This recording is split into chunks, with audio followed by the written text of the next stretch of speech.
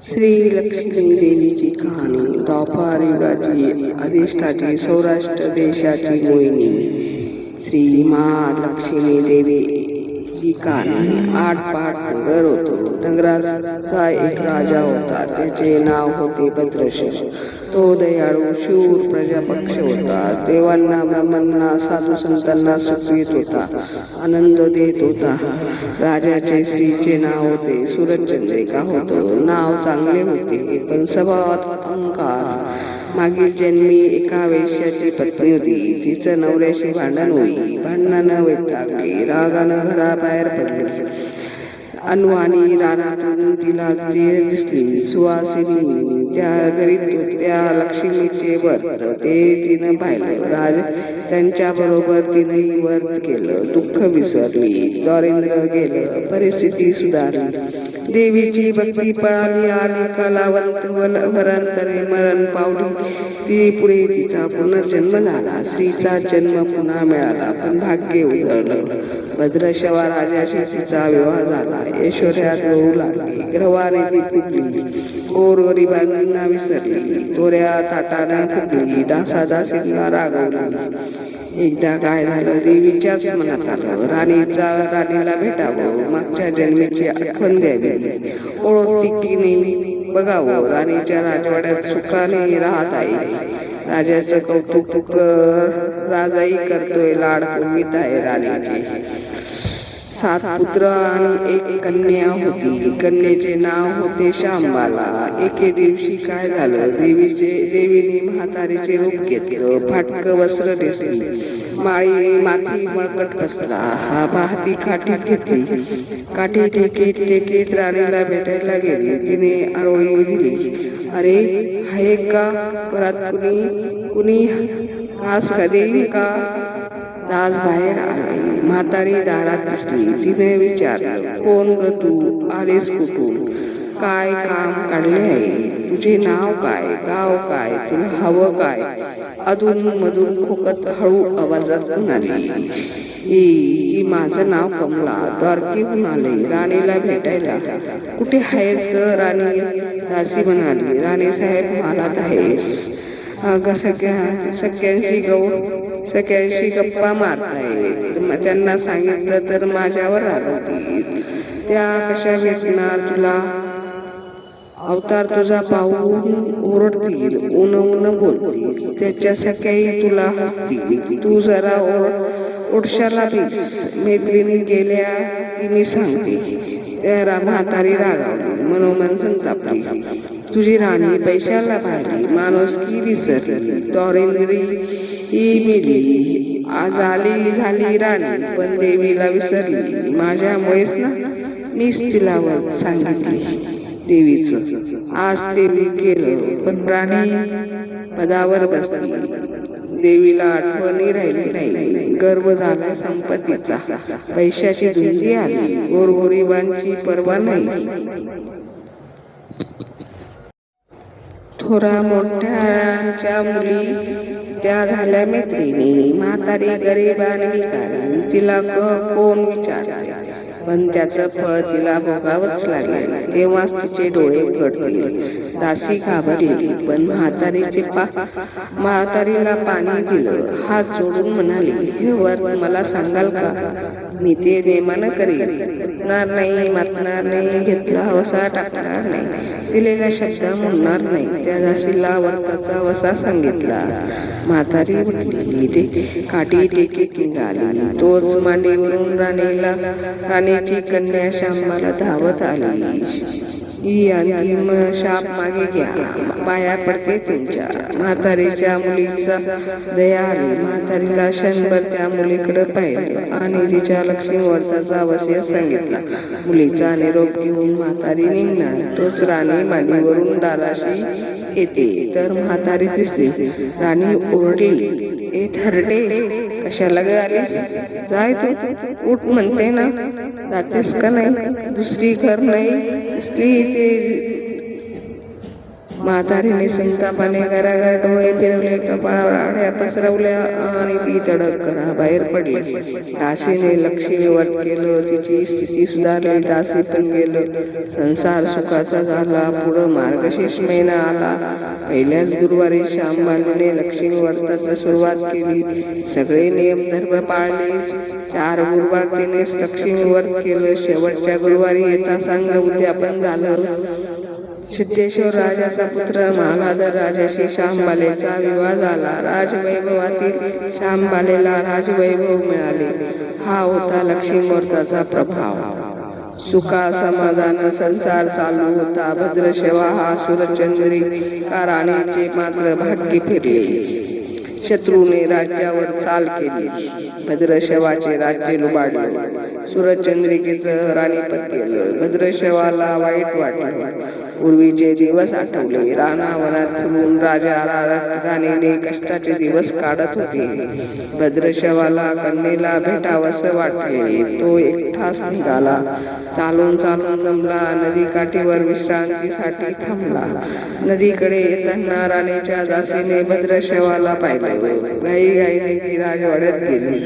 राजाला सांगितलं. मालाधरानं माणसं पाठवली. आणायला रथ पाठवला. सासऱ्याला घरी आणलं. सन्मानानं नवी वस्त्र व कंठीहार दिला. श्यामबाला वडिलांची काळजी घेत होती. काही दिवसांनी राजाला वाटलं आता परत जावायचं. तसं त्यांना सांगितलं. मुलीचा निरोप घेतला. जावयानं मोहरा भरलेला हंडा नोकराकडे देऊन राजासोबत पाठवला. राजा घरी परतला. चंद्रिकेला भेटला. हंडा पाहून ती आनंदाने घाईने तिनं झाकण काढलं. आत बघले तर काळा कोळसा. सुरचंद्रिकेने कपाळावर हात मारला. नशिबाला दोष दिला. नवऱ्याला सांगितले. ते ऐकून तोही चकित झाला. दुःख पाठलाग करीत होते. द्वारेंद्र सरत नव्हते. चिंतेचे सावट पसरत होती. काळजीचा वणवा भटकतच होता. सुरचंद्रिकेचे एक एक दिवस दुःखात जात होते. एके दिवशी तिला मुलीला भेटावं, डोळे भरून पाहावं वाटलं. नशिबाचे भोग भोगायचेच आहेत. सुरचंद्रिका करून निघाली. मुलीच्या सासरी पोचली. तो दिवस गुरुवार होता. नदी तीरावर जरा वेळ बसली. दमली होती. त्याच वेळी एक दासी नदीवर आली. तिनं राणीच्या आईला ओळखलं. घाईनं ती महालात गेली. राणीला निरोप दिला. आई आली. नदी किनारी बसली. खूप दमलेली दिसली. तिला आणायला कोणीतरी पाठवा. आईला घेऊन यायला सांगितले. आई रथात बसून महालात आली.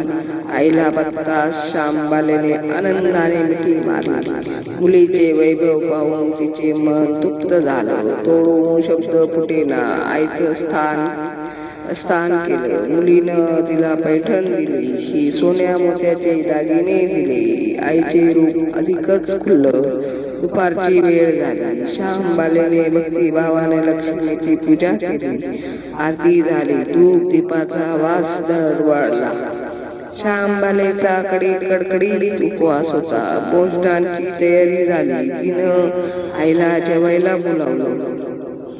सुरचंद्रिका पाठावर येऊन बसली. पण ती एकदम शांत झाली होती. तिला मागचा जन्म आठवला. लक्ष्मी देवीच्या कृपेने या जन्मी ती राणी झाली होती. ती म्हणाली, श्यामा, मी देखील तुझ्या सोबत उपवास करीन. श्यामा म्हणाले, ठीक आहे. मार्गशीर्ष महिना होता. मुलीनं 4 गुरुवारी व्रत केलं. ते आईने पाहिलं. तीही उपवास करू लागली. देवीला भक्तिभावाने प्रार्थना करत होती. महिना संपला. घरी जायला विचार ठरला. पोचवायला श्यामबाला सोबत गेली. 4 दिवसांनी श्यामबाला निघाली. मालाधर राजाने पाठविलेले पैशाचा हंडा घेतला. त्यानं त्यात मीठ भरलं. तो नोकरांजवळ देऊन पुन्हा ती सासरी आली. गप्पा मारत वेळ जात होता. त्याचेही भान तिला नव्हते. मालाधराने विचारले, माहेरून काय आणलंस? श्यामबालेने सोबत आणलेल्या हांड्यावर बोट दाखवले. मालाधराने उत्सुकतेने झाकण काढलं. त्यात काय दिसेना, मिठाचे खडे. अगं वेडे, मिठाचे खडे कशाला आणलेस? इथं मीठ मिळत नाही का? पण हे मीठ माझ्या वडिलांच्या राज्यातले आहे. वडिलांचे राज्य सौराष्ट्रात होते. त्या शेजारच्या समुद्राचं मीठ आहे. समुद्र तीरावर दूरवर माझ्या वडिलांचं राज्य होतं. आज श्यामबालेच्या सांगण्यातली खोच राजाने हेरली. तो विचारात गुंतला.